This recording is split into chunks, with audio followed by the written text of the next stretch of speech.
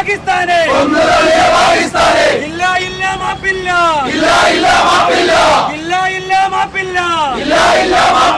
പകരം ഞങ്ങൾ ചോദിക്കൂ എന്തൊന്നാടാ പാകിസ്ഥാൻ ഏതവനാടാ പാകിസ്ഥാൻ ഭാരത് മാതാ കേ സംഘപരിവാർ കേ സംഘപരിവാർ പ്രസ്ഥാനങ്ങളുടെ നേതൃത്വത്തിൽ കൊട്ടാരക്കരയിൽ ഇങ്ങനൊരു പ്രതിഷേധ പ്രകടനം നടത്തിയതിന്റെ ഉദ്ദേശം എല്ലാവർക്കും അറിയാം. കഴിഞ്ഞ ദിവസം കാശ്മീരിലെ പഹൽഗാമയിലുണ്ടായ ഭീകരാക്രമണം ഇസ്ലാം തീവ്രവാദികളായിട്ടുള്ള 7 അംഗ സംഘം മതവും പേരും ചോദിച്ചുകൊണ്ട് തെരഞ്ഞു പിടിച്ച് ഹൈന്ദവ വേട്ട നടത്തിയിരിക്കുകയാണ്. കാശ്മീർ കിസ്കോ രക്തം നൽകാം ജീവൻ നൽകാം രക്തം നൽകാം ജീവൻ നൽകാം രക്തം നൽകാം ജീവൻ നൽകാം കാശ്മീർ കിസ്കോ. ഈ മുദ്രാവാക്യം ഞങ്ങൾ വെറുതെ വിളിക്കുന്നതല്ല. ഇന്നലെ ജമ്മു കാശ്മീരിൽ നടന്ന അരുംകൊല നമ്മളെല്ലാം പത്രമാധ്യമങ്ങളിലൂടെയും TV വാർത്തകളിലൂടെയും കണ്ടിട്ടുള്ളതാണ്. മതം നോക്കി മനുഷ്യനെ കൊല്ലുന്ന നരാധമന്മാർ ഹിന്ദുവാണോ എന്ന് ചോദിച്ചുകൊണ്ട് ഇനി അവന്റെ ID കാർഡ് മേടിച്ച് അല്ലെങ്കിൽ അവന്റെ പാന്റ് ഊരി നോക്കിയിട്ട് ഹിന്ദുവാണോ എന്ന് നോക്കിയിട്ട് വെടിവെച്ച് കൊന്നിട്ടുള്ള നാണംകെട്ട ചരിത്രം ഇന്ന് നമ്മൾ കാണുന്ന ഒരു കാര്യമുണ്ട്. അങ്ങ് ഇസ്രായേലിനെതിരെ പലസ്തീൻ ആക്രമണം നടത്തിയ സമയത്ത് അതിനെതിരെ ഇസ്രായേല് പ്രതികരിച്ച സമയത്ത് ആയിരക്കണക്കിന് ആൾക്കാർ മരിച്ചു വീണു ഇസ്രായേലിൽ. ഇത് കണ്ട് സഹിക്കവയ്യാതെ അവിടുത്തെ സർക്കാർ പലസ്തീനെതിരെ ആക്രമണം നടത്തിയപ്പോൾ ഈ നാട്ടിലുള്ള ഇടവനും വലതനും അതുപോലെ ലീഗുകാരുമെല്ലാം ഈ തെരുവിലൂടെ കേരളത്തിന്റെ അല്ല മുഴുവൻ ഭാരതത്തിന്റെ തെരുവുകളിലൂടെ എന്ത് ചെയ്തു? പ്രകടനം നടത്തി.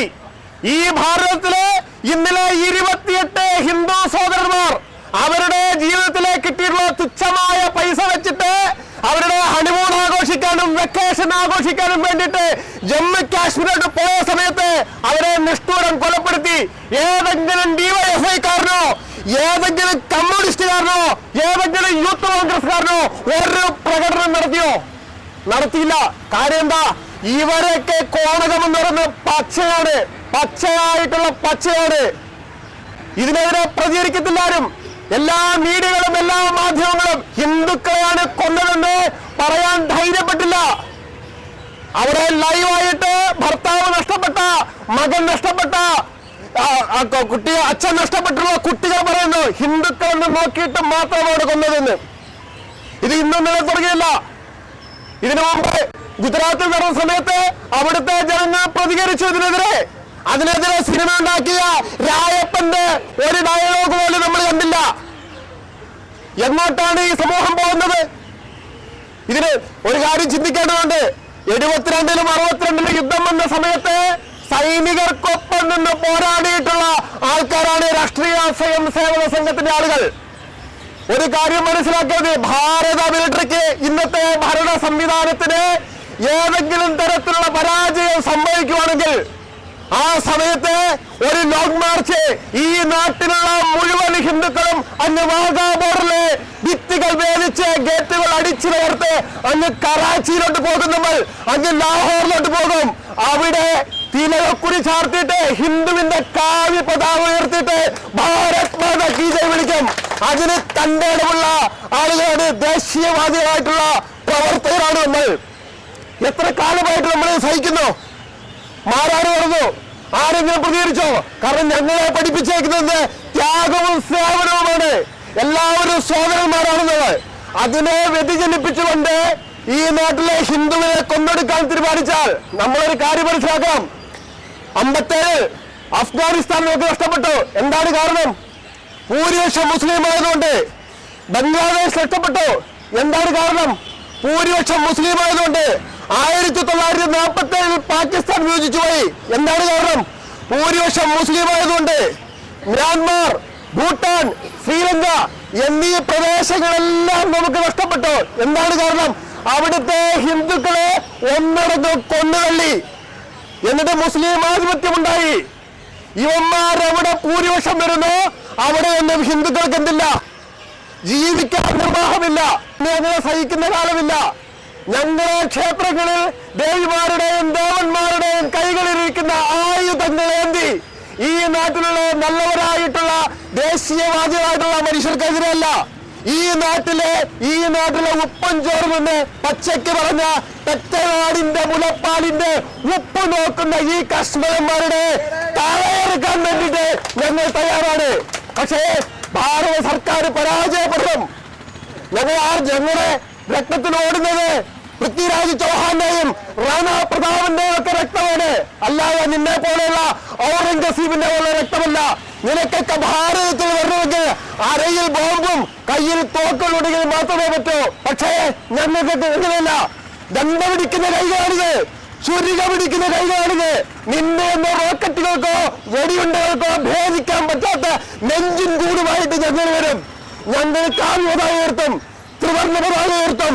ഈ പ്രദേശങ്ങളെ ഉയർത്തി അഖണ്ഡ ഭാരതമാക്കിയിട്ട് ഭാരത് മാതാ കീ ജയ് എന്ന് ഞങ്ങൾ അവിടെ നിന്ന് വിളിക്കും.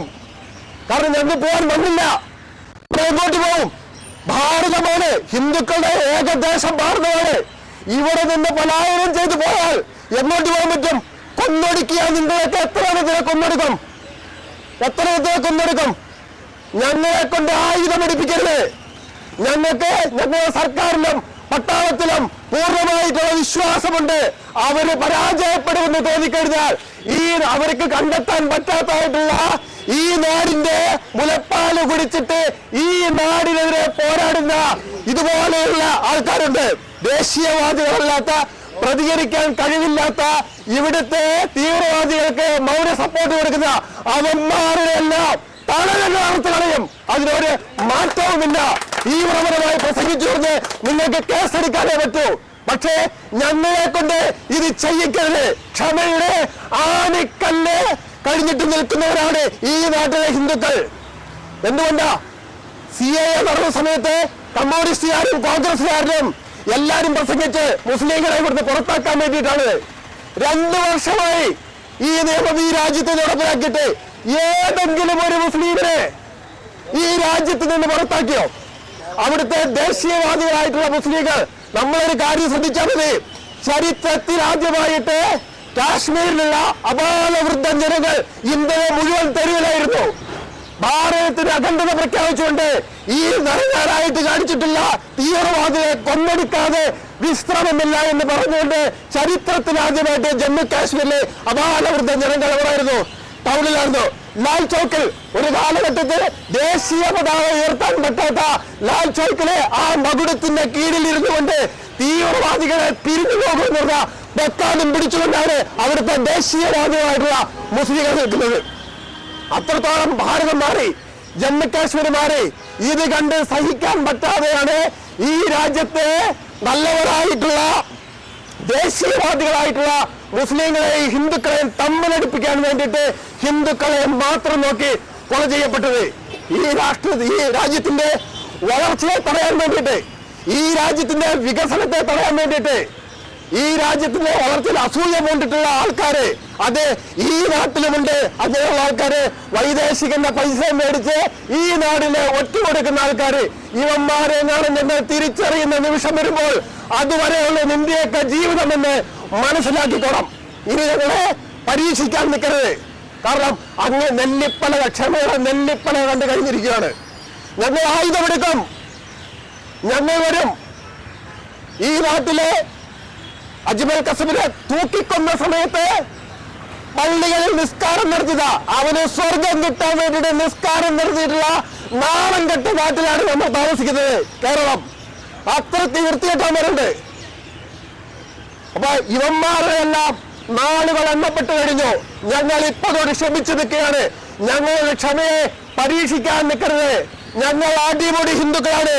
ഹിന്ദു ദേഹം, ഹിന്ദു മനസ്സ്, ആണിവടിതോറും ഹിന്ദു ഞാൻ എന്ന് ഉറക്കെ പ്രഖ്യാപിച്ചിട്ടുണ്ടെന്ന് പറഞ്ഞ് ഞങ്ങൾക്ക് പോകാൻ വേറെ രാഷ്ട്രമില്ല. ഇവിടെയാണ് ഞങ്ങളുടെ പൂർവികർ ഞങ്ങൾക്ക് വേണ്ടി പോരാടി ഉണ്ടാക്കി തന്നിട്ടുള്ള മണ്ണാണിത്. ഇതിനെ ഞങ്ങൾ സംരക്ഷിക്കും. കാശ്മീരൻ ഞങ്ങളാണ്. ഓരോ തരിമണ്ണും ഞങ്ങൾക്ക് പവിത്രമാണ്. അത് കാത്തു സൂക്ഷിക്കാൻ വേണ്ടി എല്ലാ ബന്ധങ്ങളും വിച്ഛേദിച്ചുകൊണ്ട് ആയുധമെടുത്ത് എങ്ങോട്ട് വേണമെങ്കിലും വരാൻ നിങ്ങൾ തയ്യാറാണ്. പാകിസ്ഥാനെ നിങ്ങൾ ഓർത്തോളൂ. ഈ നാട്ടിൽ പാകിസ്ഥാന് വേണ്ടിയിട്ട് ഒടിപിടിക്കുന്ന മാലയിടാൻ നിൽക്കുന്ന ചെറ്റകളായിട്ടുള്ള തീവ്രവാദികളായിട്ടുള്ള മുസ്ലിങ്ങളെ നിങ്ങൾ ഓർത്തോളൂ. നിങ്ങളുടെ അന്ത്യം എണ്ണപ്പെട്ടു കഴിഞ്ഞു. കാത്തിരുന്ന് കണ്ടോളുക. ഒരു സംശയം വേണ്ട.